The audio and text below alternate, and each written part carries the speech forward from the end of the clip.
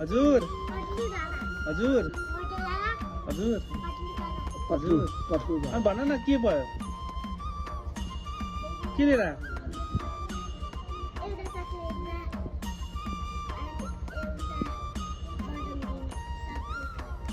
एउटा चक्लेट पनि चाहियो पैसा देखेर फाल्नु हुँदैन लिएर आऊ टिप टिपाऊ त पैसा ढोका पहिला ढोका यसरी ढोका हो त्यो टिप टिप हो त्यसरी फाल्नु हुँदैन ल अब अब कति पैसा लेखा तिमीले 5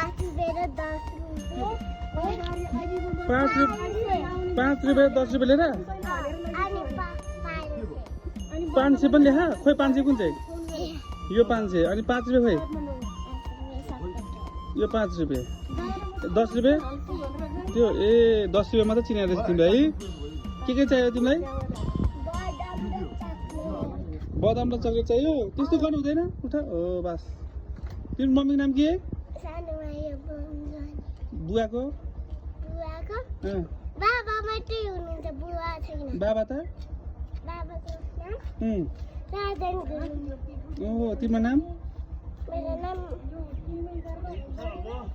मेरो पैसा होइन होइन त्यहाँ दाइको पैसा हो